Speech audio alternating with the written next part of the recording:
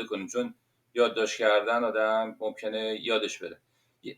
یه چیزی که برای من الان شما گفتید که آقا خونه خرید در طرفای وقتی که شما کلاس در حدود مثلا دوم ابتدایی بودید، اون موقع همین که قدرت خرید خونه و ساختن داشتن، خب دو تا کارمند بودن، یکی ژاندارمری آقای خرامان، یکی هم حاجی کارمند شهربانی. ولی یادم خونه که بعداً شد خونه آقای خرامان، اینا خونه بزرگی بود، یعنی فکر کنم مثلا شاید 300 400 متر زمین داشت. 400 500 متر شاید زمین داشت. 225 متر. دقیقاً 225 متر. خب بالاخره یه خونه‌ای که 225 متری بوده رو به عنوان خونه تونستن، اونم جای خوب شهر بوده اون موقع دیگه به نسبت زمان خودش. سال 32 نه اون موقع زیاد آبادی نداشت. ما ساختیم، فروشنده زمین سرتیپی بود به نام سرتیپ باستی، یعنی خیلی علاقه‌مند بود که پدرم و آقای خرامان خونه رو داد خواست مبنا بذاره بقیه زمیناشو بفروشه. متوجه هستید؟ همین کارم کرد به نام سرهنگ باستیون. سرتیپ باستی. سرتیپ باستی. باستیون قسمتی در مرکز شهر. آره پشت اون فروشگاه مرکزی، به خاطر این گفتم شاید ربطی به اون داره، ولی نه اونجا با خیابان قصادش بود. وقتی ما اومدیم اونجا سلسبیل مرتضوی آباد بود. واسه تصویرتون یکم بد شد. تصویرت گوشیتون یکم پایین‌تر. الان خوب شد. الان خوبه. الان خیلی بهتر. الان خوبه. الان خوب شد. الان عالیه همینجوری. خب بس بالاخره اون طرف کمک میکنه یه جوری بهشون وام میده یا مثلا میگه پولشو خورد بدید تا بتونه وام میده، تشکیلاتی میده و تشویق میده که امثال پدرم و آقای خرامان که برای خودشون گلی بودن از کارمندی اونجا ساکن میشن و همینطور هم شد که یکی دو سال نکنه دور و بر ما تمام پشت خونه‌های به سرتیپ باستی فروخته بود و زمیناش دیگران خریده بودن و ساختن و محل شد دیگه. خب بس اون سرتیپ باستی فکر اقتصادی داشته، یعنی یه زمینی داشته که به نوعی بایر بوده، دنبال آدمای قوی بوده که واقعا من حاجی رو یادمه پدر بزرگی خودمون خب آدم توانمندی بودم. الان دارم فکر میکنم هنوز پالتوشو علی داره دیگه، فکر کنم آقا قدش مثلا 1.80 به بالا بوده، هرچی بوده خیلی به نسبت اون موقع قد بلند بود، شاید 1.85. خوشتیپ بود، هم خوشگل بود، خودم خوشتیپ بود و نسبت به خودشون زمان خودشون توانایی خوبی داشتن. بعد حاجی آقای خرامان هم اون موقع که من یادمه اصلا شخصیتی آدم قوی بود، یعنی آدم ضعیف و چیزی نبودن. خود حاجی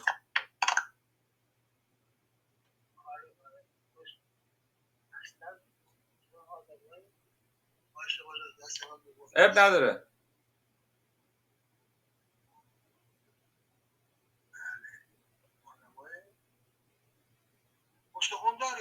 آره چون من بعدا تو فرش فروشی بچه بودم میرفتم اونجا بازی میکردم دیگه، یه مدتی هم ما سپر میشستیم، دقیقا یادمه نوع برخورداشون آدمای الان شاید مثلا من خودم هم 50 سالمه میفهمم چه آدمای به نوعی توانمندی بودن. هر دوتاشون بازنشست شده بودن ولی اومده بودن یه بیزنس جدید زده بودن، فرش فروشی زده بودن، بعد از اینکه از ژاندارمری و شهربانی بازنشست شدن. بعد یادم با همون وسپاش آقای خرامان فرش جابجا میکرد با موتور و با اینکه احتمالاً احتیاجی نداشتش، یعنی مثلا خونه بزرگی داشت، بچه‌هاش خارج از کشور بودن، ولی بازم سعی میکرد مثلا خودش رو پای خودش باشه کار کنه.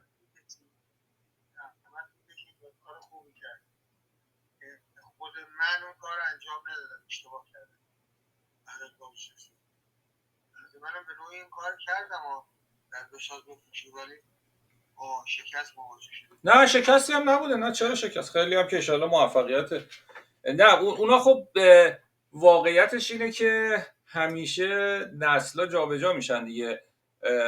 شما بالاخره هر چی باشه آدم فوق العاده تحصیل کرده و بیشتر سرتون تو درس و اینا بوده، ولی نسل حاجمان و اونا کسایی بودن که از روستا بلند شدن اومدن، احتمالاً جنگ دیدن، جنگ جهانی اول و دور نه جنگ جهانی اول شاید دیده باشه حاجی دیگه. اونا شما هم کم و بیش دور شاید بالا پایینای خودتون رو داشتید، ولی در حدی که اونا قحطی‌های وحشتناک و پشت سر گذاشتن و نمیدونم خودشون چیز کردن. شما به زمان دیگه یک ذره بهتر ایران خوردید از نظر تاریخی، بچگیاتون شاید، ولی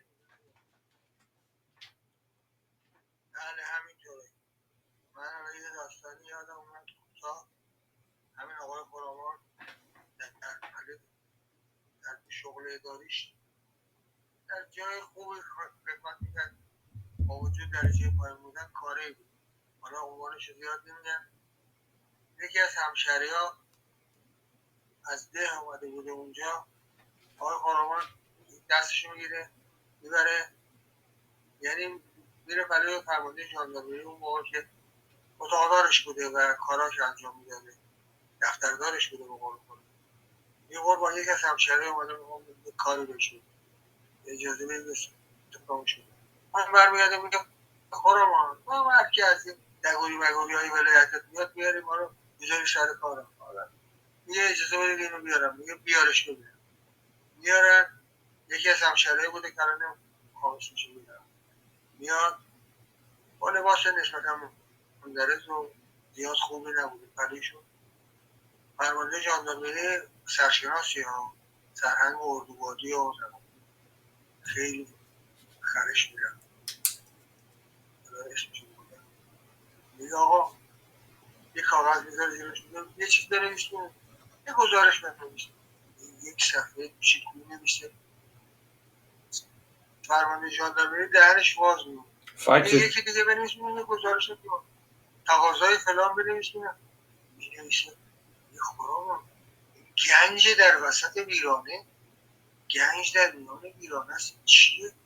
گفت قربان همشهرهای ما همینطوری هستن. حالا من بعضی وقتا میگم بیارم خدمتتون، شما یکم بعضی وقتا حالا میگه اونم مونده خوشبختانه با شرنگی سرکوبی باز هست. آره. حالا نه این چیزی هم که گفتید بازم چیز باعث افتخاریه. من که حدس خودم میذارم این داستانی که دارید میگید مثلا به کاووسیا میخوره احتمالاً. نه یکم کاووسیا بود. یکی از کاووسیا. آره حدس میذارم، به خاطر اینکه میدونم خیلی اونا خانواده باسوادی ان، فوق العاده. برادر بزرگش میرزا محمود آقا بود. این برادر کوچیک‌تر بود.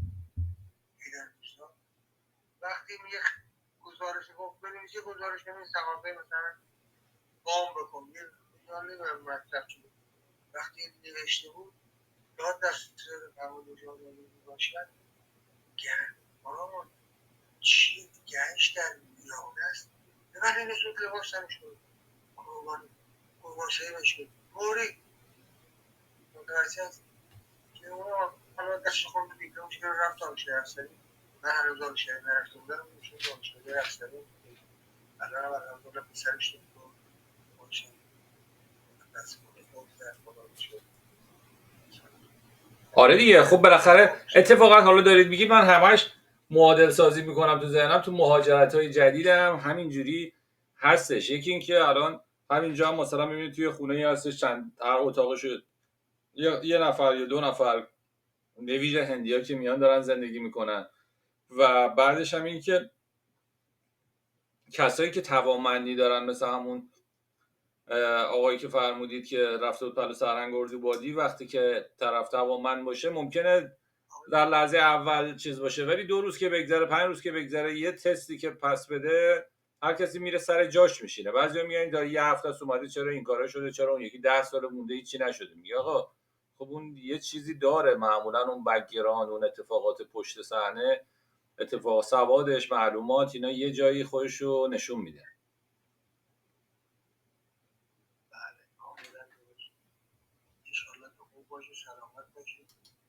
دید که پدر حاج نظر مال کجا بوده؟ سامان بوده. سامان. اونو که گفتید مال مرقه بود کی بود؟ گفتید یه نفر از مرقه اومده بوده. مادر حاج نظر بوده. مادر حاج نظر شهر بانو از مرقه اومده بوده. و حالا این چجوری این اتفاقا میافتاده که یه نفر از مرقه دفعه بلنش بیاد سامان؟ میرفتن اونجا خواستگاری میکردن، ازدواج میکردن، میآوردنش احتمالاً. بله شهربان ننیما، شهربانو بانو و برای خودش یلی بوده. دختر کلب خلیل مرقه‌ای بوده، از طایفه خلیلی بود. کربلای خلیل مراغعی، دخترش میده به پدر بزرگ ما و حاج نظر از اون میده و آداب رسومشون رو اصلا برای خودش خانواده ما به خاطر مادر بزرگمون یه تغییرات کوچیکی دارن در خانواده. مثلا لباسهای سرمه‌ای می‌پوشیدن، همه میگفتن بهشون به شوخی چی لباس میگفت؟ سرمه‌ای ها. حالا من سس. کلمه رو به کار نمیبرم. آره بگید چیز بعدی نیست که سرمه کوینه کم چیزی. سرمه تومان، سرمه تومان. خب ببین روستایی‌های سامان و حمیده ها شلوارهای زنشون تومانایی که می‌پوشیدن 40-50 متر پارچه بود، رنگی بود، گلدار و رنگی. ولی مادر بزرگ ما فقط رنگ سرمه‌ای می‌پوشید. این برای خودش یه جوری خلق عادت بوده، یعنی مثلا میگفتن این چرا رنگی نمیپوشه. ما اومده خودش داره 7 تا دختر شده. حالا من فقط اسم دخترها رو میگم که بدونید. باشه بگید. مادر محبتی ها، مادر هوشنگی ها، مادر طیبی ها، مادر چی بگم، مادر بهمنی ها، مادر یادم میرسه باشه محبتیشه، طیبی و 7 تا دختر هر مادر بخشی. همین 7 تا دخترشون عین مادرشون لباس پوشیدن. و اینا وقتی تغییرش اینجوری بوده همه میگفتن سرمه تومالار گردنه. متوجه دارای لباس فرقداری بودن با همه روستایی معمولی. آره خب بعد از نظر جابجایی‌های دیگه من یادمه که مثلا شما یه خاطره تعریفی کردید، میگفتید بچه که بودید یه دفعه حاج نظر شما رو گذاشته روی سمن و مادر بزرگتون هم که احتمالاً همین سغرا خانم باشه گذاشته روی یه دونه الاغ و گفته ببریدش ورگبار. خب سغرا خانم مگه ما رو من درست یادم نه اصلا نیست. خانم بود که از خونه بیرون نمیرفت، سوار اسب‌الباغ هم نمیشد.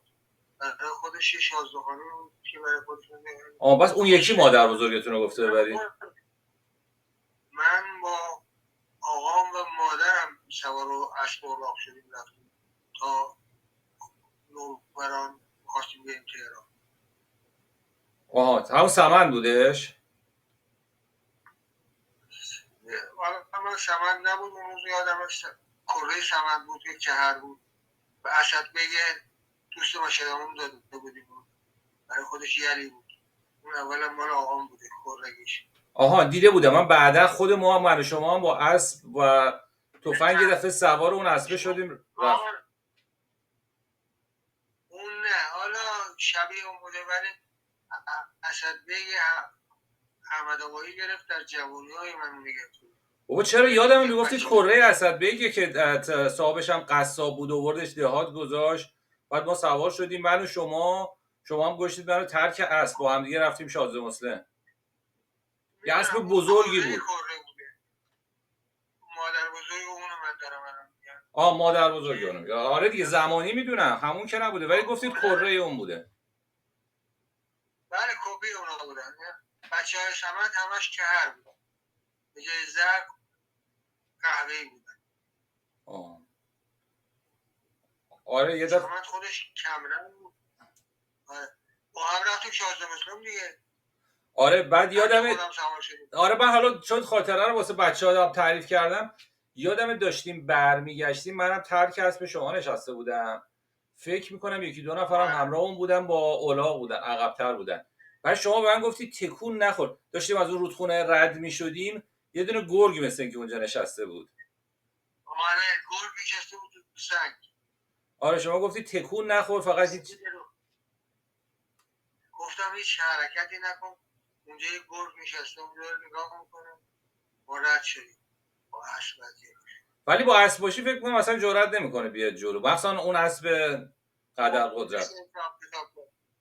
در سرما گرگا جری میشن، در خشکی جری میشن. مثلا برف و یخ باشه و اینا گرسنه باشن خطر حمله دارن. خب حالا بعد فامیلایی که تو ورگبار داشتیم کی بودن؟ مثلا کسی تو ورگبار کی رو داشتید شما؟ اواخر من دختر داییم رفت اونجا شوهر کرد به آقای طالبی، یکی از بزرگان برکات، به عنوان زن دوم، یعنی زن دوم سوم که نه، زنش مرده بود. دختر دایی من هوری خانم گرفت. من در مورد برکات صحبت کردم. بعد یه موضوعی الان یادم افتاد بپرسم، به خاطر همین اتفاقاتی که الان داره میفته، مهاجرت خیلی زیاد شده میان کانادا. من زیاد، حالا کانادا یا کشورهای مختلفی رن، یاد اون روزگار اول مهاجرت از سامان به تهران ها افتادم که هر کسی میرفته یه خونه ای اجاره میکرده در یه جایی، یا مثلا تو فکر کنم طرفای مرکز همشهریای ما طرفای سامان و مرتضوی و اینا، سامانی ها طرفای مرتضوی و سرسبیل و اینا بوده می اومدن. خود ما حالا قبلش نمیگم، من در مورد خانواده خودم میگم، پدرم و من و مادرم اومدیم رفتیم. اولین روزی فکر کنم، اولین جایی که اومدیم، فکر میکنم همین خونه پدر بزرگی که مرتضوی مدرسه بود و یه مدت که اومدیم مدرسه بود و مغازه های بهرام داشتیم، مغازه داشتیم. اونجا یه خونه 10 اتاقه بود، 7-8 اتاقه. یک اتاقش در اختیار پدرم و مادرم قرار گرفت و من. اون وقت 7-8 اتاق دیگر هم همشهری نشسته بود. این دیگه‌شو گرفتی؟ آره. شما اون موقع چند سالتون بود؟ 4 سال، 3 سال. حدود سالهای 27. درست. اون عکس سال 27 هم برات فرستادم. دیدم رو صندلی نشستید، یه نظر چیزام زدن رو سینه‌تون. آره، من یک کادم رو سینه‌ام هست. اون درسته. واسه اون عکس مال اوایلشه، ولی قبل از اون هم یادمه که قبل از اون هم در حقیقت حاج امان رفته بوده در ساوه خدمت می‌کرده قبل از اینکه بیادم تهران. نه دیگه ببین اینا دیگه همزمان میشه. آقا ما تهران بودیم اونجا و بعدا منتقل شد ساوه، یه مدت تو ساوه بودیم، بعد دوباره برگشتیم تهران، رفتیم خیابون سرسبیل خونه گرفتیم میشستیم. من کلاس اولم از سرای سرسبیل میشستم.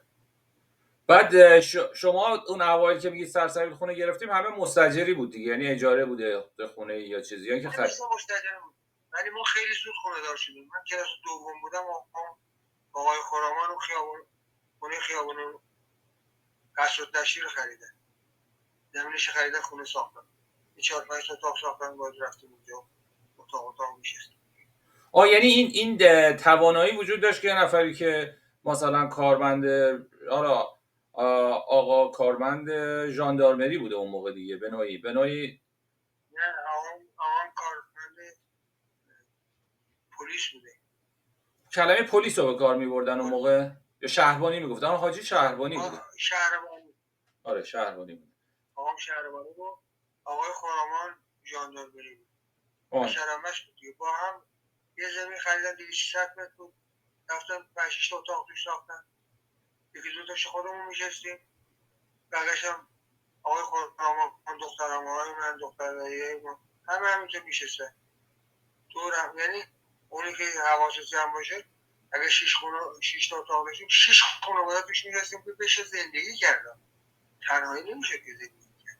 دور هم باشیم، به شده تعاطی همکاری خانوادگی داشته باشیم، بشه در تهران زندگی کرد. غربت و بسیاره برای خودش. خیلی خوبه. حالا که یکم پیش رفتیم بگم، من دارم حقیقت همه اینا رو چیزام میکنم، همه اینا رو دارم یه جوری فیلم برداری و ضبط هم میکنم، حالا بعدا بتونیم ازشون استفاده کنیم، چون یادداشت کردن آدم ممکنه یادش بره. یه چیزی که برای من الان شما گفتید که آقا خونه خرید در طرفای وقتی که شما کلاس در حدود مثلا دوم ابتدایی بودید، اون موقع همین که قدرت خرید خونه و ساختن داشتن، خب 2 تا کارمند بودن، یکی ژاندارمری آقای خرامان، یکی هم حاجی کارمند شهربانی. ولی یادم خونه که بعداً شد خونه آقای خرامان، اینا خونه بزرگی بود، یعنی فکر کنم مثلا شاید 300-400 متر زمین داشت. 400-500 متر شاید زمین داشت. 225 متر. دقیقاً 225 متر. خب بالاخره یه خونه که 225 متری بوده رو به عنوان خونه تونستن، اونم جای خوب شهر بوده اون موقع دیگه به نسبت زمان خودش. سال 32 نه، اون موقع زیاد آبادی نداشت. ما ساختیم، فروشنده زمین سرتیپی بود به نام سرتیپ باستی، یعنی خیلی علاقه‌مند بود که پدرم و آقای خرامان خونه رو داد پس مبنا بذاره بقیه زمیناشو بفروشه. متوجه هستی؟ همین کارم کرد. به نام سرهنگ باستیون. سرتیپ باستی. سرتیپ باستی. باستیون یک قسمتی در مرکز شهر. آره پشت اون فروشگاه مرکزی، به خاطر این گفتم شاید ربطی به اون داره ولی نه اونجا با خیابان قصدش بود. وقتی ما اومدیم اونجا سلسبیل مرتضوی آباد بود. واسه تصویرتون یکم بد شد. تصویر گوشیتون یکم پایین‌تر. الان خوب شد. الان خوبه. الان خیلی بهتر. الان خوبه. الان خوب شد. الان عالیه همینجوری. خب بس بالاخره اون طرف کمک میکنه یه جوری بهشون وام میده یا مثلا میگه پولشو خورد بدید تا بتونه وام میده، تشکیلاتی میده و تشویق میده که امثال پدرم و آقای خرامان که برای خودشون گلی بودن از لحاظ کارمندی اونجا ساکن میشن و همینطور شد که یکی دو سال نکنه دور و بر و تمام پرش و خونه‌های به سرتی پاستی فروخته بود و زمیناش دیگران خریده بودن و ساختن و محل شد دیگه. خب بس اون سرتیپ باستی فکر اقتصادی داشته، یعنی یه زمینی داشته که به نوعی بایر بوده، دنبال آدمای قوی بوده که و واقعا من حاجی رو یادمه پدر بزرگی خودمون خب آدم توانمندی بودم. الان دارم فکر میکنم هنوز پالتوشو علی داره دیگه، فکر کنم آقا قدش مثلا 1.80 به بالا بوده، هرچی بوده خیلی به نسبت اون موقع قد بلند بود، شاید 1.85. خوشتیپ بود، هم خوشگل بود، خودم خوشتیپ بود و نسبت به خودشون زمان خودشون توانایی خوبی داشتن. بعد حاجی آقای خرامان هم اون موقع که من یادمه اصلا شخصیتی آدم قوی بود، یعنی آدم ضعیف و چیزی نبودن خود حاجی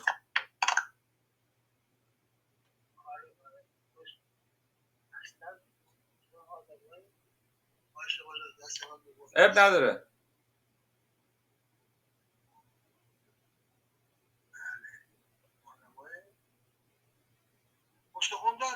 آره چون من بعدا تو فرش فروشی بچه بودم میرفتم اونجا بازی میکردم دیگه، یه مدتی هم ما سپر میشستیم، دقیقا یادمه نوع برخوردشون آدمای الان شاید مثلا من خودم هم 50 اندی سالمه میفهمم چه آدمای به نوعی توانمندی بودن. هر دوتاشون بازنشست شده بودن ولی اومده بودن یه بیزنس جدید زده بودن، فرش فروشی زده بودن بعد از اینکه از ژاندارمری و شهربانی بازنشست شدن.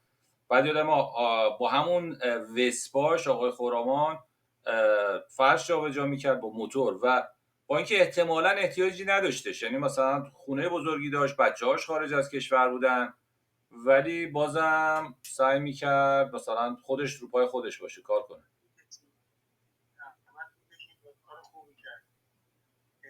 خود من اون کار انجام ندادم، اشتباه کردم.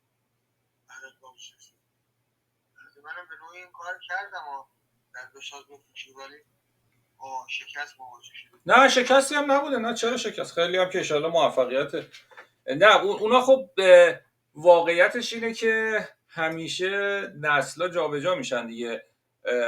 شما بالاخره هرچی باشه آدم فوق العاده تحصیل کرده و بیشتر سر تو درس و اینا بوده ولی نسل حاجمان و اونا کسایی بودن که از روستا بلند شدن اومدن، احتمالاً جنگ دیدن، جنگ جهانی اول و دور نه جنگ جهانی اول شاید دیده باشه حاجی دیگه. اونا شما هم کم و بیش دور شاید بالا پایینای خودتون رو داشتید ولی در حدی که اونا قحطی‌های وحشتناک و پشت سر گذاشتن و نمیدونم خودشون چیز کردن، شما به زمان دیگه یک ذره بهتر ایران خوردید از نظر تاریخی، بچگیاتون شاید ولی بله همینطوره. من یه داستانی یادم اومد کوتاه، همین آقای خرامان در شغل اداریش در جای خوبی خدمت میکرد با وجود درجه پایین بودن کاری بود. حالا عنوانش زیاد نمیگم. یکی از همشهری‌ها از ده اومده بوده اونجا، آقای خرامان دستشو میگیره میبره، یعنی میره برای فرمانده ژاندارمری. اون موقع که اتاقدارش بوده و کاراش انجام میداده، دفتردارش بوده به قول خودم. یه بار با یک از همشهره اومده میخوام کاری بشه، اجازه بدید اتفاق شده. من برمیگردم میگم خورمان ما هر کی از این دگوری مگوری های ولایتت میاد بیاری ما رو بذاری سر کارم. میگه اجازه بدید اینو بیارم. میگه بیارش ببینم. میارن. یکی از همشهرهای بوده که الان خاموش میشه میدارم. میاد با لباس نسبتا مندرز و زیاد خوبی نبوده پریشون. فرمانده ژاندارمری سرشناسی ها، سرهنگ اردوگاهی و خیلی خرش میرن. میگه آقا یه کاغذ میذاره زیرش، یه چیز بنویس، یه گزارش بنویس. یک صفحه کوچیک نمیشه. فرمانده ژاندارمری دهنش باز میمونه. یکی دیگه بنویس، یه گزارش دیگه تقاضای فلان بنویس. مینویسه یه خورا گنج در وسط ویرانه، گنج در میان ویرانه است. چیه؟ گفت قربان همشهرهای ما همینطوری هستن. حالا من بعضی وقتا میگم بیارم خدمتتون، شما یکم بعضی وقتا حالا میگه اونم مونده خوشبختانه با شهرنگی و سرکوبی باز هست. آره حالا این چیزی هم که گفتید بازم چیز باعث افتخاریه. من که حدس خودم میذارم این داستانی که دارید میگید مثلا به کاووسی ها میخوره احتمالاً. نه یکم کاووسی ها بود. یکی از کاووسی ها. آره حدس میذارم به خاطر اینکه میدونم خیلی اونا خانواده باسوادی ان، فوق العاده. برادر بزرگش میرزا محمود آقا بود. این برادر کوچیک‌تر بود. وقتی میگه گزارش گفت بنویس، یه گزارش بنویس تقاضای مثلا وام بکن. یه نمیدونم مرتب شده. وقتی نوشته بود داد دست فرمانده ژاندارمری باشد گرم آرامان چی گنج در میانه است. ولی نسبت لباس تنش بود قربانشهی بشکل موری متوجه هست که اونا حالا دست خود دیپلمش که رفت دانشگاه افسری. من هنوز دانشگاه نرفته بودم. میشون دانشگاه افسری الان هم الحمدلله پسرش رو دانشگاه دست خود آره دیگه. خب بالاخره اتفاقا حالا دارید میگید من همش معادل سازی میکنم تو ذهنم. تو مهاجرت های جدیدم همینجوری هستش. یکی این که الان همینجا هم مثلا میبینید توی خونه ای هستش چند هر اتاقش یه نفر یا دو نفر به ویژه هندی‌ها که میان دارن زندگی میکنن. و بعدش هم این که کسایی که توانمندی دارن مثل همون آقایی که فرمودید که رفته بود پلو سرهنگ اردوگاهی، وقتی که طرف توانمند باشه ممکنه در لحظه اول چیز باشه ولی 2 روز که بگذره 5 روز که بگذره یه تستی که پس بده هر کسی میره سر جاش میشینه. بعضیا میگن داره یه هفته است اومده چرا این کارا شده، چرا اون یکی 10 سال مونده هیچی نشده. میگه آقا خب اون یه چیزی داره، معمولا اون بک‌گراند، اون اتفاقات پشت صحنه، اتفاق سوادش، معلومات، اینا یه جایی خودشو نشون میده.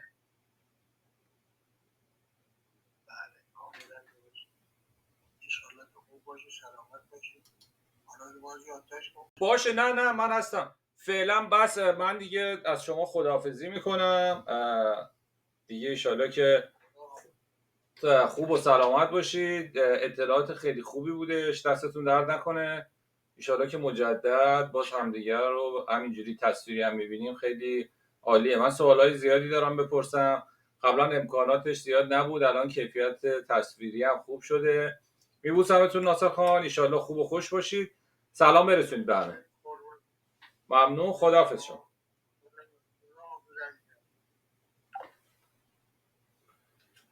خب اینم پدر عزیز من که باش صحبت کردم. حالا یواش یواش اطلاعات مهاجرتی نسل‌های پیشینمون هم ازش بیشتر میگیرم. ولی واسه خود من جالبه که مشابهت‌های زیادی میبینم بین اتفاقاتی که حدوداً برای نسل پدر من افتاده یا نسل حتی شاید پدر بزرگای من افتاده حدود 100 سال پیش، یعنی بین جنگ جهانی اول و دوم. یعنی اگه بخوام به میلادیشو بگم سالهای 1915 20 تا سالهای 1940 45 میلادی مهاجرت‌های زیادی از روستای ما مناطق مختلف به تهران شکل گرفت. یعنی به طور کلی قبل از جنگ جهانی اول تهران به اون شکل شهر بزرگی نبوده. کلا جمعیت ایران کمتر بوده. تازگی ها تحقیق کردیم در زمان جنگ جهانی اول کل جمعیت ایران 10 میلیون بوده که متاسفانه 2 میلیونش بر اثر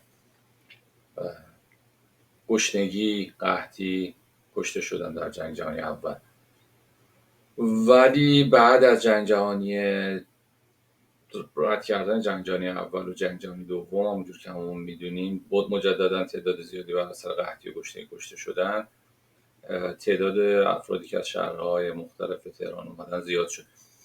ممنون، فعلا خداحافظ. سلام، من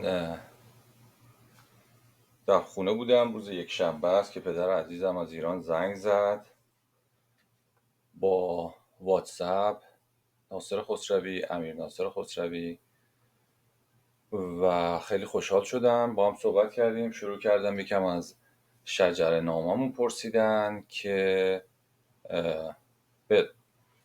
یه ذره اونجا بعد از یه نیم ساعتی صحبت کردن کاری داشت پدرم و من اومدم ستاپ خودم رو درست کردم، منتظرم که زنگ بزنه.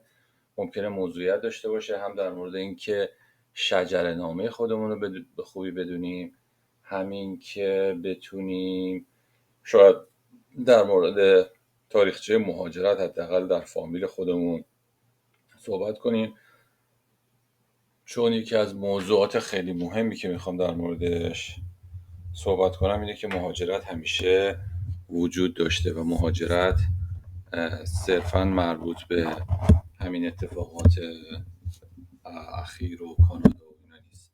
مهاجرت همیشه بوده و احتمالاً خواهد بود. دارم سعی میکنم ستاپم یه جور درست کنم که ببینم به چه شکلی میشه. امیدوارم صدا به خوبی بتونه ثبت بشه. خیلی خوبه. حالا که یکم پیش رفتیم بگم، من دارم حقیقت همه اینا رو چیزام میکنم، همه اینا رو دارم یه جوری فیلم برداری و ضبط هم میکنم، حالا بعدا بتونیم ازشون استفاده کنیم، چون یادداشت کردن آدم ممکنه یادش بره. یه چیزی که برای من الان شما گفتید که آقا خونه خرید در طرفای وقتی که شما کلاس در حدود مثلا دوم ابتدایی بودید، اون موقع همین که قدرت خرید خونه و ساختن داشتن، خب دو تا کارمند بودن، یکی ژاندارمری آقای خرامان، یکی هم حاجی کارمند شهربانی. ولی یادم خونه که بعداً شد خونه آقای خرامان، اینا خونه بزرگی بود، یعنی فکر کنم مثلا شاید 300 400 متر زمین داشت. 400 500 متر شاید زمین داشت. 225 متر. دقیقاً 225 متر. خب بالاخره یه خونه‌ای که 225 متری بوده رو به عنوان خونه تونستن، اونم جای خوب شهر بوده اون موقع دیگه، به نسبت زمان خودش.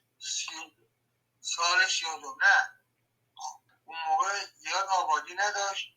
ما ساختیم، فروشنده زمین سرتیپی بود به نام سرتیپ باستی، یعنی خیلی علاقه‌مند بود که پدرم و آقای خرامان خونه رو داد، خواست مبلغ بذاره بقیه زمیناشو بفروشه. متوجه هستی؟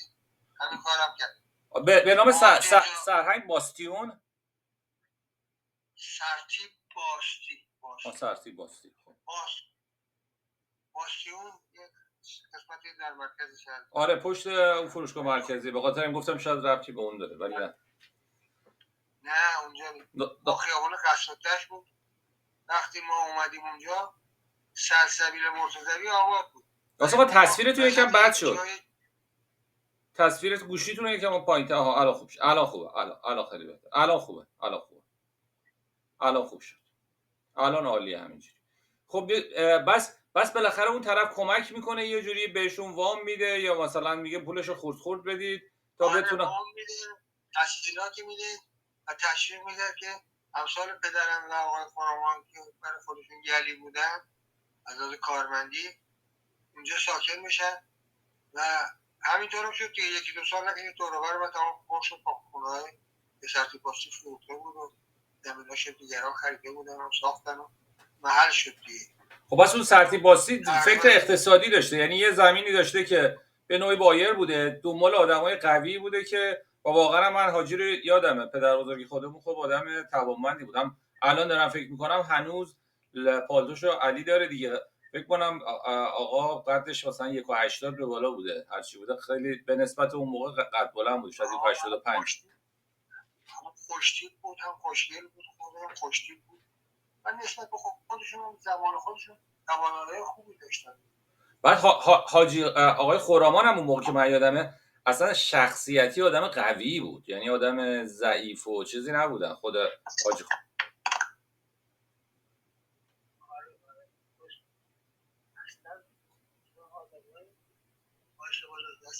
اب نداره.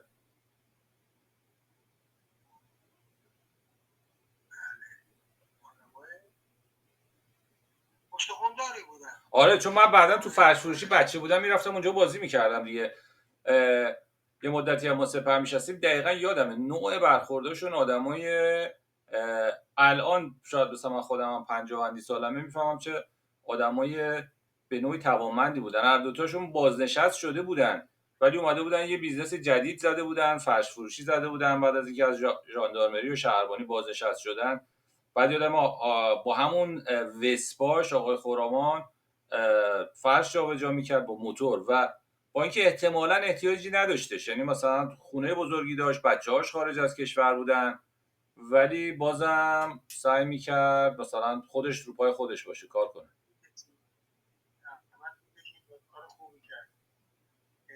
خود من اون کار انجام ندادم، اشتباه کردم. منم به نوعی این کار کردم و در بساط بفروشی ولی شکست مواجه شد. نه شکستی هم نبوده، نه چرا شکست، خیلی هم که انشالله موفقیت. نه اونا خب واقعیتش اینه که همیشه نسلا جابجا میشن دیگه.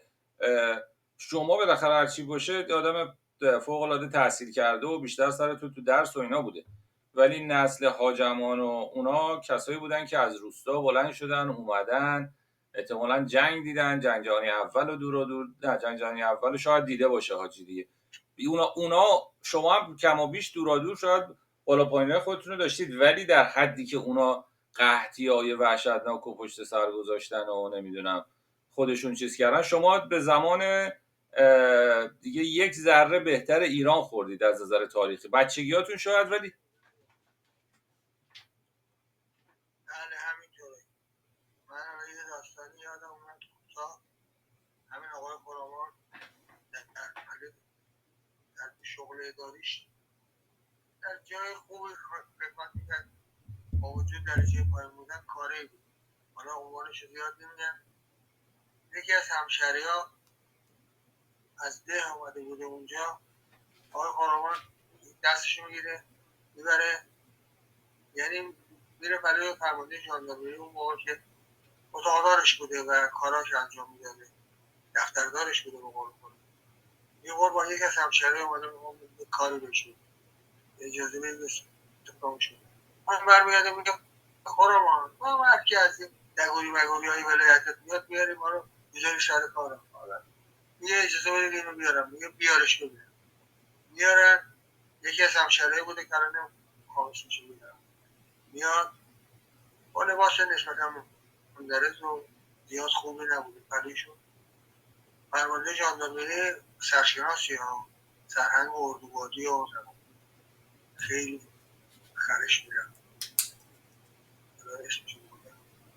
میگه آقا یه کاغذ میذاره زیرش، یه چیز بنویسیم، یه گزارش بنویسیم، یک صفحه کوچیک مینویسه، فرمانده ژاندارمری دهنش باز میمونه، یکی دیگه بنویسیم یه گزارش دیگه تقاضای فلان بنویسیم، مینویسه. یه خرامان گنج در وسط ویرانه، گنج در میان ویرانه است چیه؟ گفت قربان همشهرهای ما همینطوری هستن، حالا من بعضی وقتا میگم بیارم خدمتتون شما یکم بعضی وقتا حالا میگه اونم مونده خوشبختانه با شرنگی و سرکوبی بازش هست.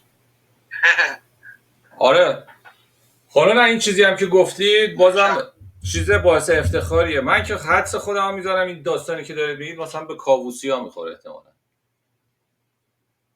نه یکم کابوسیا بود، یکی از کابوسیا. آره حدس میزنم، به خاطر که میدونم خیلی اونا خانواده باسوادی ان، فوق العاده. برادر بزرگش میرزا محمودآقا بود، برادر کوچیک‌تر بود ایران دوستا. وقتی میگه گزارش گفت بنویسی گزارش نمی‌نویسی ثقافه مثلا قام بکن، یه نمیدونم مرتب چی بود. وقتی نوشته بود داد دست فرمانده جانبی باشد گرد آرامان چی گهش در میانه است.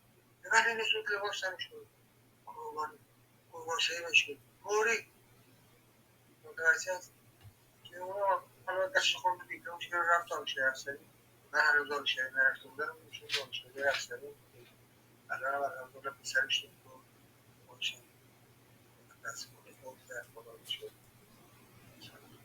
آره دیگه. خب بالاخره اتفاقا حالا دارید میگید، من همش معادل سازی میکنم تو ذهنم، تو مهاجرت های جدیدم همینجوری هستش. یکی این که الان همینجا هم مثلا میبینید توی خونه ای هستش، چند هر اتاقش یه نفر یا دو نفر نویژه هندیا که میان دارن زندگی میکنن. و بعدش هم این که کسایی که توانمندی دارن، مثل همون آقایی که فرمودید که رفته بود پلو سرهنگ اردوبادی، وقتی که طرف توانمند باشه ممکنه در لحظه اول چیز باشه، ولی 2 روز که بگذره، 5 روز که بگذره، یه تستی که پس بده، هر کسی میره سر جاش میشینه. بعضیا میگن داره یه هفته است اومده، چرا این کارا شده، چرا اون یکی 10 سال مونده هیچی نشده. میگه آقا خب اون یه چیزی داره، معمولا اون بک‌گراند، اون اتفاقات پشت صحنه، اتفاق سوادش، معلومات، اینا یه جایی خودشو نشون میده. بله کاملا درست. انشالله که خوب باشی، سلامت باشی. حالا باز یادداشت کن.